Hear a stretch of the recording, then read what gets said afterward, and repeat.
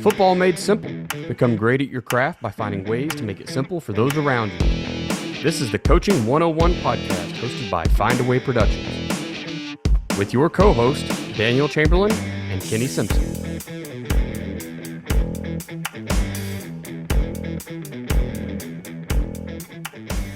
What's up, coaches? It's Coaching 101 podcast. I'm Daniel Chamberlain here with Kenny Simpson. Coach, I got to get in the deer woods today. It's the first time all year. It's the last day of black powder. And I generally, the last 2 years, I have gotten in the last 2 days, and I've killed the two biggest bucks I've ever shot both of those times. So I had high hopes, saw nothing. That was pretty sad. Yeah, no, I'm not a hunter, so I'm not against hunting. Go shoot whatever you want to, as long as it's not a person. But that's not on my list. But I know that this is the season, and it's when we talk about playoffs today. I feel like we need to hit that button that just says playoffs, the Jim Mora playoffs. Yeah. We'll throw it in there. I'll throw it in the intro if I can find it. Try to make it happen, but it's that time of year, and so a lot of guys they're merciful. Their season's over. I've been through those years where you're kind of glad we're going to give it all we got, but I'm glad to move forward. So you might be in that boat. If you're listening right now, you might be that guy that gave it all you had, but you're ready to kind of move to the next thing or the next group, the next year, whatever. But if you were having a good year or an okay year, this is kind of the time where the year can become special. Yeah. So for us, we're blessed. I'm a big fan of not super cold weather. For those people that know me, like I'm not a big cold person, and it looks like we're going to be in the 70s in Arkansas. So playoff season that won't feel cold is like a double bonus for me. So I can enjoy coaching still in shorts, and get after it. It'll be cold in our game. I think our game Friday night is going to be in the low 50s or 40s, but right. Practice won't be bad. And then for us, this week is special. My daughter got to play in the little powder puff. They do powder puff. They were supposed to do it last weekend, but it rained really bad, so they did it. I had to leave my coaches' meetings, go out and watch her win the powder puff championship. She had a pick six, and I think scored 2 touchdowns. So she played pretty well. Definitely gets her athletic ability from her mother, but her aggression and meanness from her father. So that part, kind of the double bonus there. So I got to watch that a little bit. That was fun to see the girls get out there and play a little flag football. But I spent about 8 hours yesterday going through film. And then, of course, today on Sunday, meeting with the coaches, getting ready for the playoffs. We're excited to be in the playoffs, excited to play. And that's what we're going to talk about tonight. Yeah, it is playoff football time. I think some states already started. I have a coach that I keep up with in Kansas, and he says their stuff's real weird. And I think they completed week 1 of the playoffs last week, so they're already in the second round. But in Oklahoma and Arkansas, it is getting started. Obviously, I talk to Joe every week. I know Virginia is getting started, so I think the majority of states have just finished up, and it's time to go. So I thought, what better topic to have is, I know you're game planning for round 1. Did y'all get a bye, or did you have to play? No, the way Arkansas works, depending on what class you're in, some of the classes do get byes, but we're in the 5A level, so 16 teams, and it's just a straight tournament all the way through. So we drew, we're the 2 seed from our conference. We're at home, so that's good. We drew the 3 seed from the Central, who just happens to be 2 years removed from a state championship, and a couple of state championships, I think, back to back there. So we got a really tough first round draw. We're excited about getting to play them, but 5A level here, there are no easy games. And I've been in some states where you kind of, that first game, you kind of know that's not the way it works here. Yeah, we're going to talk a little bit later about the teams who seem to always get back to the playoffs and are successful when they get there, and where that experience adds up. We did draw by. We got the 2nd seed as well, 6A1 here in Oklahoma, the largest class. We had a really good victory on Friday. It was one of those that it seemed like we game planned a bunch of stuff, and we got in there and just counter worked. So it was like, all right, just run counter, just take it to the house. But yeah, we got the bye, so we kind of get a week off, which I'm not sure if it's good or bad. You kind of you want the ability to rest up, but we're pretty healthy right now. So we kind of don't want our opponents to have time to rest up, and I think it does weird things for the first round because so there's 12 teams and the first four get a bye. So the first two from each side, we have two districts that go into this.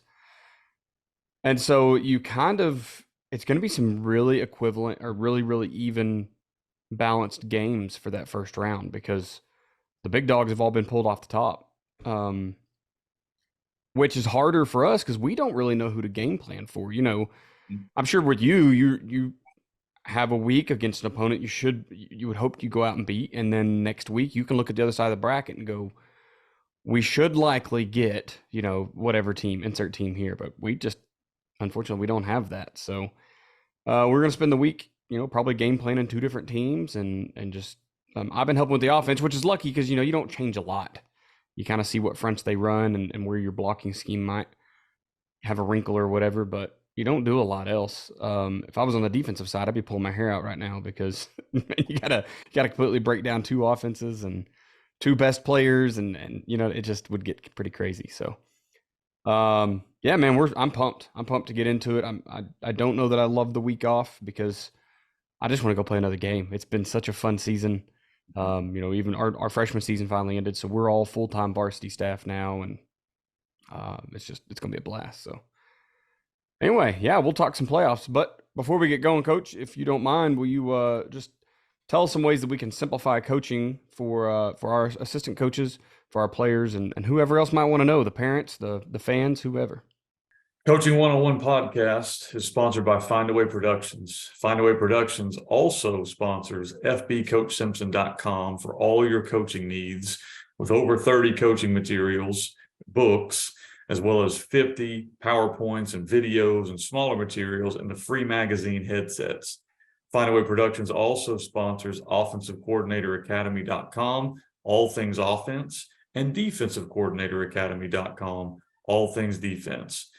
This episode is brought to you by Athletic Speed and Movement. At athleticspeedmovement.com, we've taken Del Basquet's 45 years of speed and movement training and put it all in one place just for you. You can get the same training that NFL players have been getting for years, collegiate players have been getting for years, and now high schools across the nation are paying thousands of dollars to bring Del in to install his system, but we've got it online for you. It's time to help your team become faster, not just in the 40, not just their sprint speed, but between the tackles and their cuts while they're chasing down the quarterback. It's time for you to help them become faster everywhere. Jump over to athleticspeedmovement.com. There's an orange button there. Just click it. It says, get the keys to playing faster. You'll get the 3 core movement video from Dell. He's explaining the science behind it, all for just the price of your email. Check it out, athleticspeedmovement.com. All right, thank you, Coach. So we'll just jump right into the question here. In part one, and you have a lot of experience in playoffs, and I have no experience really. So first question is going to be heavy on you, and that's, what has your experience in the playoffs been like in previous years? Yeah, I mean, it's a tough question, especially both of us in here talking about the playoffs, and I don't have a state championship ring in football. I've got some other sports, but football is one that I'm still working towards. And so I started my career back in 2003 or 4, working junior high football in Alabama. We made the playoffs and I was kind of like you, that I got pulled up at the end to kind of help with them and be a part of it. And then in 2005, I was a defensive line coach on a group that started 6-0. We ended up going, I think, 9-1 or 8-2 that year. Made the playoffs, won a game in the first round, got knocked out in the second round. So that was my first taste as an assistant. Then my first taste as a head coach was my second year coaching. I took over a school that had not ever made the 4A playoffs, and we made them in 2009. Which is really cool. We get to host a playoff game first time in like 20 years. Unfortunately, we drew the number 2 or 3 team in the state. And so we played, I thought, the best we could play, and hung with them for about a half. And then it kind of went sideways on us. But I thought our kids played well. First conference championship I've had as well. Then I moved to, if you all know my backstory, I moved to a school in Arkansas that was on like a almost 3-year losing streak. So playoffs were not even on the table there for a while. We built the program up. Finally, had a couple of years where we were really close, where we had to win one game here, one game there. We just couldn't quite get it done. 2016 is the first year we go to the playoffs. That group had been 0-10 as sophomores, and so it was a fun journey. The next year we went 4-6, and the next year we go 7-3 and make the playoffs. And so we draw, and this is the first time this school had ever made the playoffs in football, like ever in their school's history. And so I don't know much of the history of Arkansas, so I don't know any better. We draw a school named Boonville, who, if you're familiar with Arkansas football, is the winningest program in playoff history, like ever. I didn't know any of that stuff. So our first playoff game was to get on a 4-hour bus ride over to Boonville, play a team that 2 years later would go on to win a state championship. Fortunately, we caught them as sophomores, and we managed to win kind of a nail biter, 21-13. So first year to make playoffs was at the program, and bam, right out the gate, probably the biggest win in the school's history to that point. We ended up getting beat in the second round by a school named Joe T. Robinson, who ended up going on, I think, in winning state or being second place that year. Remember that name because that's who we're playing this year in 5A. And so 2017, best year I had as a coach. We go 9-1 during the regular season. We draw a team that we thought we could handle in the first round. We do. We ended up mercy ruling a team round one to get to 10-1. We drew a team called Arkadelphia. If you're familiar with Arkansas football, they won 2 state championships in a row and went to 3. Well, we caught them on year 1 of that. And so we caught them the wrong year, played them really well in the fourth quarter. It was like 16-8. And then, you got to start taking shots at some point. And when that happened, the wheels kind of just fall off. And so we got beat by them. They went on that year, I think, to win the state title. So 2018, we make the playoffs. Here's a fun story. So we're 6-3 going into the last game of the year, have to win that game to get in. We're at home. That game goes to overtime. They kick the field goal. We get the ball, 4th and goal at the 1. 4th and goal at the 2. We go for it and we score and go to the playoffs. So really, really cool year just to get into the playoffs. We were pretty injury ravaged that year. So unfortunately, we weren't playing our best football. And so the first round game was a tough one for us. That team went to the semifinals. So not a great draw. 2019 was my last year at Southside before I moved to Searcy. Make the playoffs in 2019. We went 7-3 that year, I believe. Drew a team out of the Central that was really talented that knocks us off round 1. Same deal there. We, unfortunately, this is one of the lessons I'm going to talk about here in the next question. Our health and performance was trending the wrong direction towards the end. We were pretty banged up. Just getting in there, had 3 or 4 kids on the sideline watching the playoff game. That's so disappointing for those kids. Right. So end up getting beat. I go to Searcy. Searcy, we're at the 6A level, so we make the playoffs there. We draw Parkview, who's, I think, one of the best teams in the state, extremely well coached. Same deal, kind of trending the wrong direction towards there, pretty banged up. Didn't go so well. 2021, I was actually the first year I wasn't a head coach. For a long time, I was the OC. We go 9 and I think we went 8-2.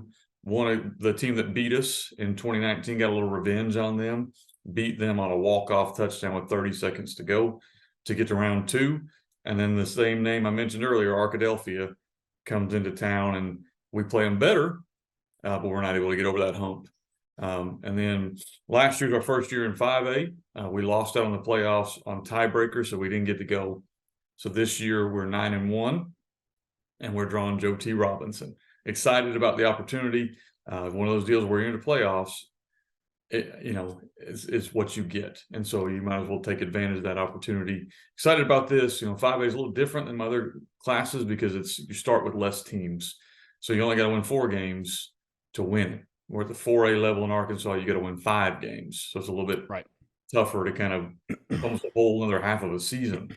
At the 5A level, if you win 2 games, you're playing on Thanksgiving, you're in the semifinals. Right. So that's kind of what you're looking at. Yeah, I get back to the experience here in a minute of being in. I happened to go through this year, and I was just pretty interested to see who made it and who didn't. So I made all the brackets for Twitter. If you've followed me on Twitter, you probably saw them shared on Saturdays, I think, when I finalized them. But just watching and seeing how the 2A and 1A, 2A, Class B, I don't know, there's a bunch of them. Did they have so many games to play? Mm-hmm. 64 teams get in or something, like, holy cow. So, that's way different than where we're at the top, where we have like I said, 12 teams. So you got a bye week and then quarters, semis, and it's all there, right? Like 3 games. You have to win 3 games and you're the state champion. We obviously have to, at some point in Oklahoma, that means right now you're playing Bixby. And they are, I mean, it seems like even when people have their number, they can find a way to sneak out. So, there's only 12 teams. There's only, I guess, 16 teams in 6A in the whole state. So that, there's not a lot of names to draw. Talking more about that experience. And the next question is, why are some teams so successful in the playoffs and others struggle? And at Oklahoma, there was a long time the top league in the state was either Jinx or Union. I'm sorry, Jinx and Union just battled it out for like 15 years. It was just one of those two, and so that's a question that I don't know if it's the coaching or the kids, because we all swap kids every 4 years. It's not like it ain't it's pros where you can talk a ringer into staying. So I mean, yeah, what is it, Coach? What is it that makes some teams just people don't want to draw their name, no matter what time of year it is, or no matter how many years they've been out, and they always seem to find success. So what is it? Right. Well, you got to do a couple things that are realistic here. One, you got to throw out the extremes, like the teams you mentioned. I know Jinx and some of those teams, and I'm not trying to discount their coaching because I'm sure that he still won a state championship. He probably coached them really well, but some teams are freaks genetically. And so we're going to throw those out for this discussion. And then we're going to throw out the ones that have no chance genetically, just because that just kind of is what it is. There are some teams that are so physically gifted that they're always going to be there at the end. Yeah. And that could be a culture somebody's built up now with all the recruiting rules that are legal. That could be a team that got recruited. I mean, it could be a lot of different things. I'm not going to cast stones or say anything about anybody.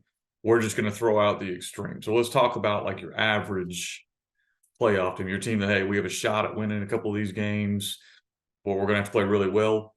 So that's kind of where I'm going to focus my discussion, because I think that's where most guys, kind of want to know. I think there's a couple of things those teams do that I'm trying to myself to get better at. We all as coaches try to improve. One is a lot of times those guys plan to play a long time. Like they plan to be there at the end. There's some notorious slow starting teams in Arkansas that always seem to get better as you get into October and then November. And as a young coach, we're just trying to win any games we can when I took the job at Southside. But as we've kind of changed, I've kind of changed, where now we view the summer as a summer. Like we don't have to just kill our kids in the summer. We just need to get a little better. And then we view our non-conference as non-conference. Like we would like to win these games, but it's probably more important to try different things in these games and to develop different kids in these games. And then we even look at the conference kind of in that boat. Like, we're not at the point where we can overlook anybody. So, but you may be at a program where you have 2 or 3 on the schedule where you kind of know how it's going to go before it goes that way.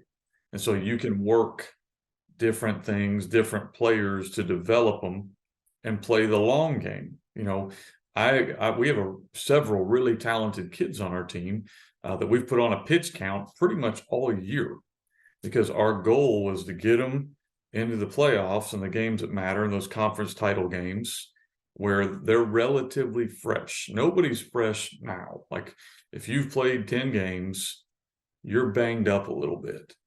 But have we done everything we can as coaches to kind of put those guys on a pitch count, where they're ready to go? It drives me nuts to watch some kid in September who has 45 carries for 395 yards. What are you doing? Like, you need to win games at the end, and asking that kid to run the ball. They don't do that in the NFL. Why would you think a high school kid needs to run the ball 40 times? And so I get that there's probably some reason people do that. I just don't understand that. And so if you want to improve as the season goes on, sometimes you need to chill out at the beginning.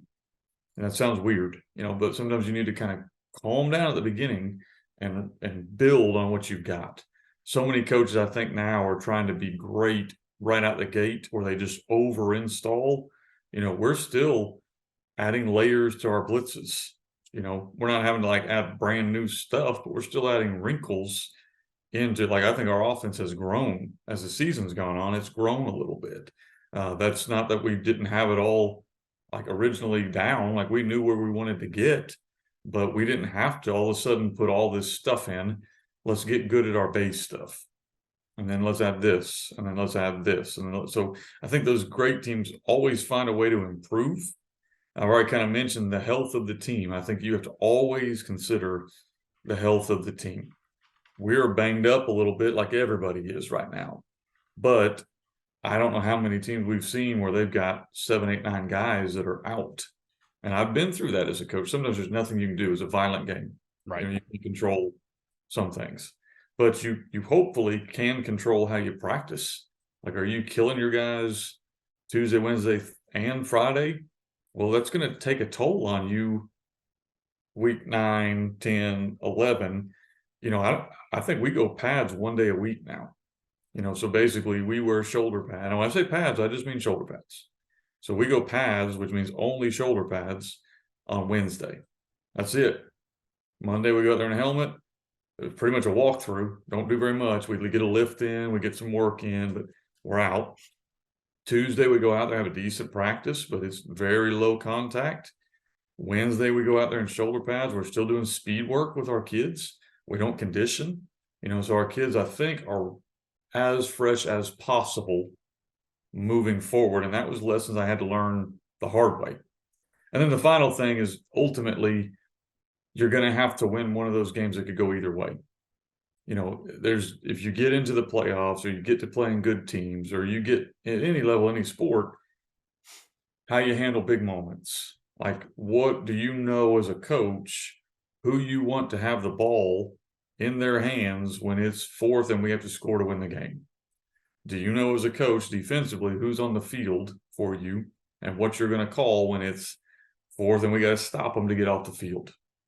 Have you worked 2-minute drill every week? So when you get caught in that situation, how are you going to play that? What about 4-minute offense?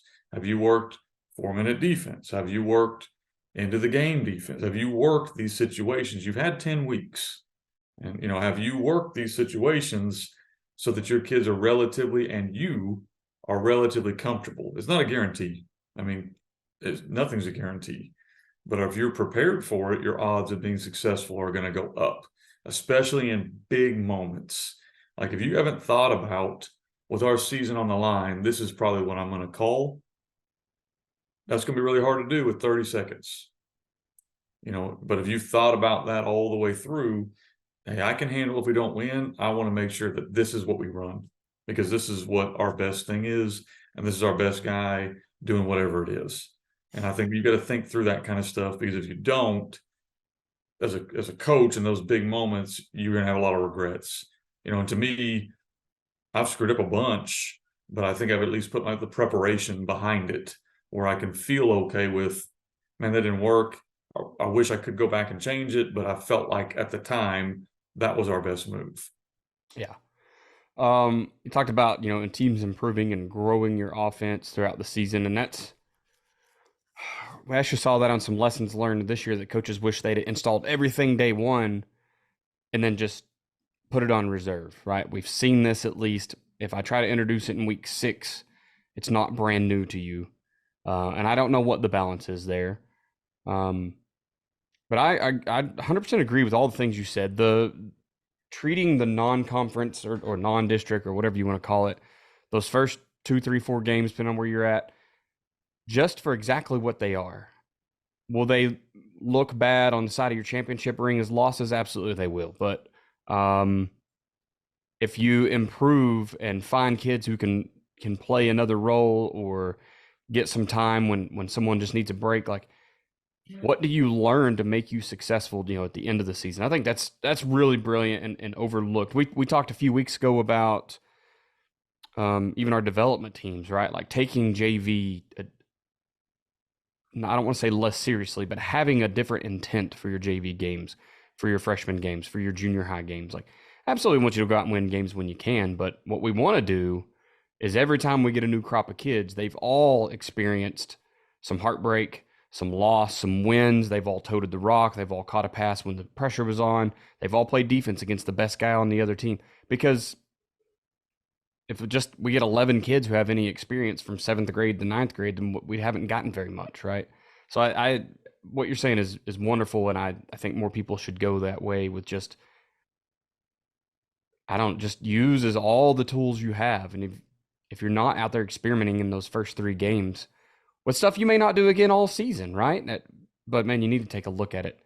And then health of the team for the same reason. It all ties together, which I think is just kind of awesome. But if you are spreading that out over with different kids, like you said, Kenny, you get to the playoffs and kids have been on a pitch count, or the twos have gotten some meaningful reps against quality opponents, and so you're not worried about sending somebody else out there, right? Like if you have to, whatever the reason is, man, that's awesome.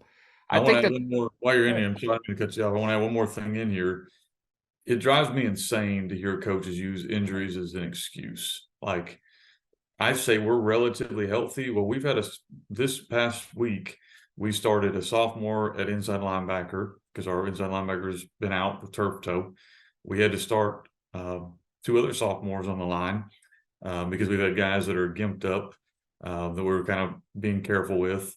But to me, I think you set a really bad precedent when you say anything to the media or even your team about, well, we're kind of banged up and we're kind of hurt. And I fell into that role too, because it's an easy excuse to fall into as a coach. It's a really easy excuse to fall into. Man, I wish we had, well, shoot, doesn't everybody wish they had their whole team? I wish we had my whole team plus some other dudes. Right. That's not how things work.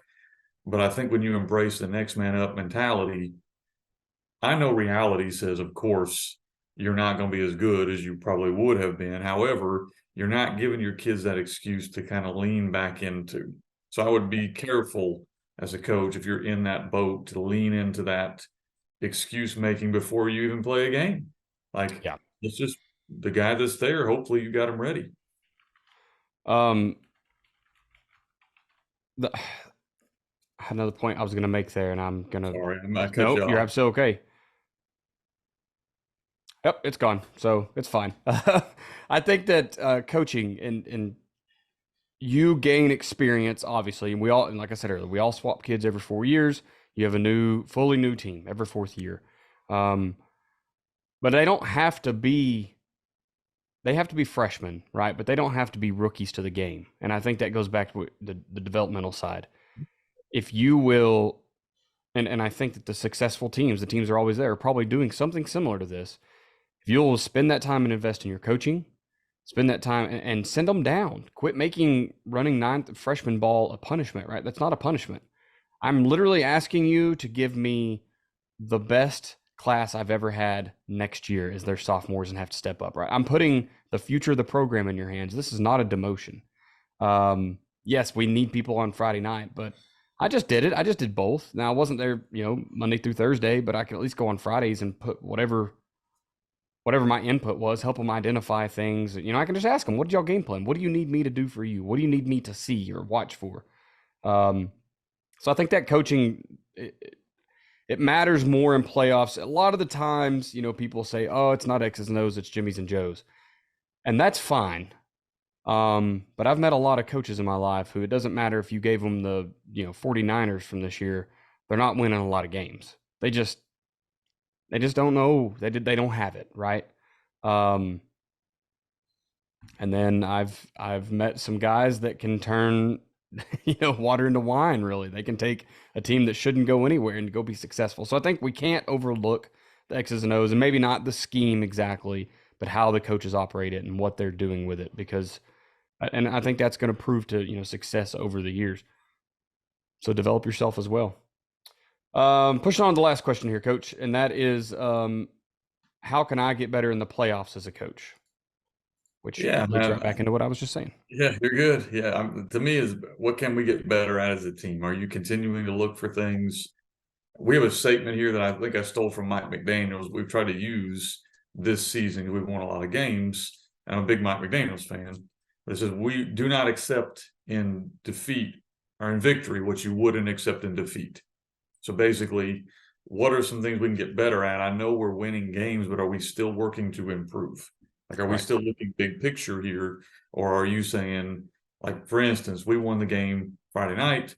We played a team that played really hard, but we were the superior team going in. We knew we kind of were. We had 3 holding penalties because we were lazy with our feet. So guess what we're going to work Monday of playoff week before we even look at who we're playing. We're going to work running our feet on the O-line and fitting our hands correctly, because that's unacceptable regardless of who we're playing. And so what are the areas that we're continuing to move forward? It's easy as a coach to get caught up in your winning, and so you don't want to change things. We talked about that a little bit last week, but easy to not want to change stuff because things are going well. You got to fight that urge, not just with the kids, but with yourself. You Yep. know, what are some things that you could get better at? Like, I came in, our locker room went real clean. I'm not a stickler on the locker room like a lot of head coaches are, but there is a like bare minimum level that we need to keep. So we're going to need to address that and kind of move forward. So there's just little things you can work on as a coach. You better be able to handle craziness when you get in the playoffs. It's going to be ticket sales and sideline passes and travel arrangements if you're having to go to wherever. You know, it's going to be a lot of noise from the band director and the cheer and the admin, and just it's going to be a lot of noise, the opposing coach, and there's a lot of things going on a normal Friday night. Playoffs tend to magnify that.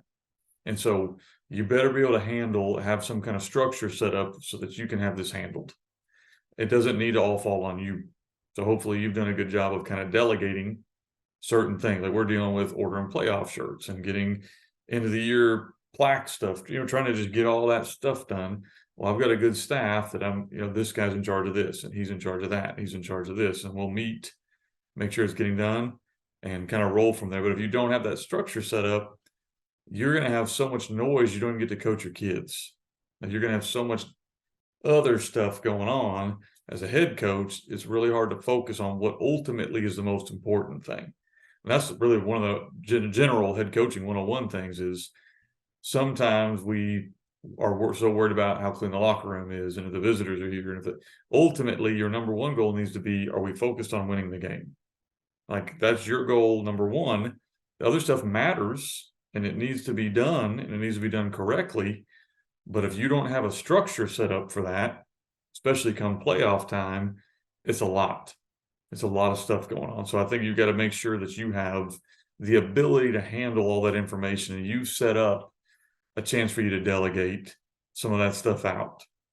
Then I think you got to enjoy the moment. Sometimes success is our own worst enemy, because a lot of times, I'll give you an example. So last year we finished 6-4, knocked off a rival, barely missed the playoffs. Okay. This year we're 9-1.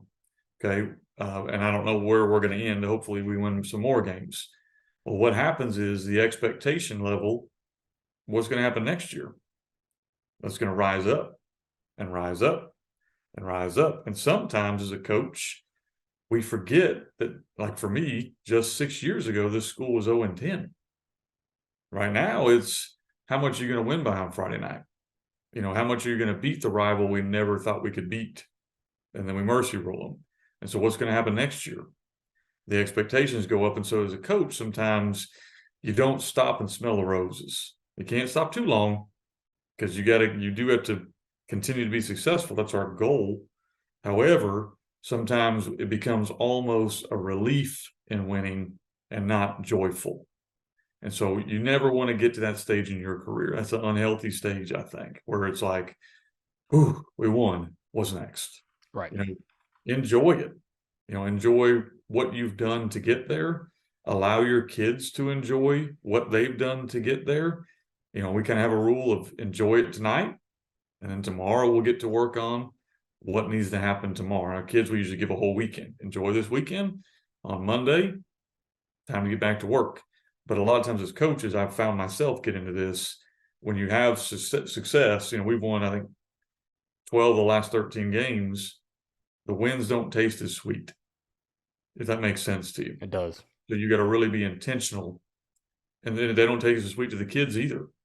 So you got to be intentional of, hey, let's enjoy the hard work we did and what we've accomplished. All right, now we got to wash it away and move on to the next one. Yeah, the development of yourself and development of your staff, I think, that's what it all you said it all with delegate. I mean, you can't really beat that. It's just they have to know their role. Maybe communication is the only thing I could add. It's just let everybody know their role, like know what their expectations are. Um, I I don't have a lot to even add here because, like I said, I've just not spent a lot of times there. um, I like because we just said it. Like, yeah, we did everything we said tonight is next on the list. It's great. But I think if you want to get better as a coach, and you're not the head coach, it's just get in the playbook and understand the scheme, understand what you're really being expected, what's expected of you. If you're the head coach, communicate that down because that's like the way I see the playoffs. Is just the margin of error is completely gone. You may catch the hardest team on your schedule in week 1 or week 4. Maybe you're the guy in the district that everybody's wanting to beat because you're so good. But I feel like the field's a little bit leveled once you hit that playoffs, right? So that margin of error disappears. Week 8 and 9 and 10, you can even have all the scrubs on the schedule, and your kids can kind of get away with some stuff. But now it's time. Now it's time for perfection. And it's not just kids on the field; it's the coaches too, right? What plays are we calling and why? How are we coaching our kids up on the sideline? Or do we have the ability to sub? Have we developed those kids correctly? You talked about situations quite a bit, and that's somewhere I'm still lacking in my coaching career. But does everybody understand the situation? Because maybe I'm going to overlook it. You just talked about how much is on the head coach's plate, and now it's 3rd and long on a certain hash, and we had a certain blitz called up to that this week, or whatever it is. So I would say that's about the biggest role I have is just being an assistant that can help analyze stuff. So. All right, Coach, let's jump into that last part here, and that's what not to do as a coach. So if you can go ahead and give us our lesson there. Yeah, I'm gonna kind of preface this one a little bit, but today's lesson on what not to coach is think that some passionate pregame speech is going to win you a game. And I'm not saying that passion and intensity does not come with our job, it does. But that's our level of expectation with our kids. Like we expect you to play hard. Like that's just kind of what it is. And we don't need to yell at you to get you there or give you some drooling at the mouth pregame speech to get you there. And that kind of the note I put over here was passion is really good for about a quarter and maybe even less than a quarter.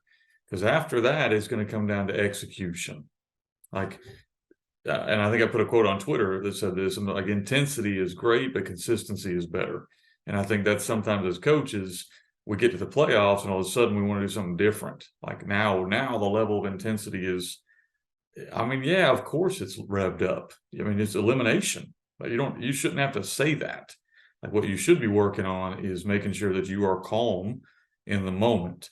Because a lot of times the head coach and getting kids fired up and getting them to play hard, that's important. If you're a playoff team, they probably already know that. Like they probably are already very aware of what's at stake, and they're probably very aware of how hard they're going to have to play. If you're still having to kind of kick the dog to get it to move, then you're already in trouble. Right. So I would focus a lot of your time on staying calm as opposed to these raw kind of go get them type speeches. And I know that's my mentality a little bit, but to me, it's always about making sure your kids are calm enough to understand what's going on.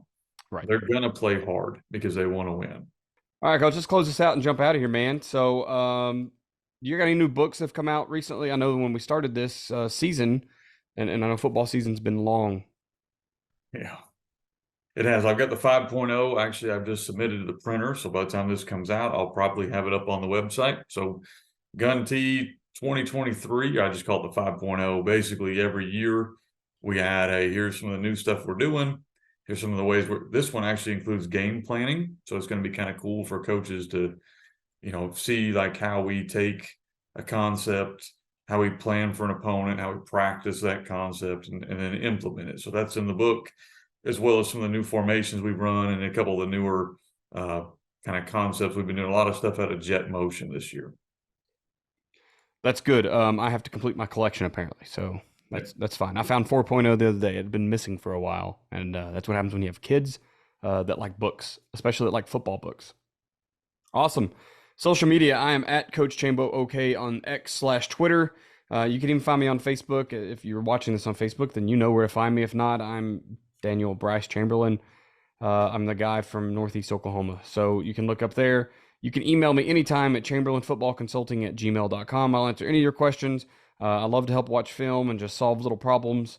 That's what I do with my life. I like problem solving. Coach, where can we find you at? All things FB Coach Simpson. So website is fbcoachsimpson.com. We do have all the gun tea clinics up. So if you're interested in coming to a gun tea clinic, I think through the month of November, so probably pretty quickly if you're listening to this, it's early bird pricing. So if you know that's something you want to do, I'd go there and get registered. Of course, all the books and stuff are there as well. fbcoachsimpson.com. Social medias are at FB Coach Simpson on Twitter, or all the groups on Facebook. There's a Shotgun Wing Tee, all the Coaching Academy groups. I'm in those. Or you can email me at fbcoachsimpson@gmail.com. Awesome. Appreciate it, Coach. This podcast is at Coaching101pod on X/Twitter. Jump in there and ask questions anytime. We try to keep it fairly up to date with episode releases and such. So jump over there and get what you want. I want to thank you for being a listener to the Coaching 101 podcast. We'll hope you join us next week as we continue to make the complex more simple. Please consider subscribing to the show so you'll always know when the new episodes are out. We'll leave you with this. It's hard to beat someone who never gives up. No matter the situation, find a way.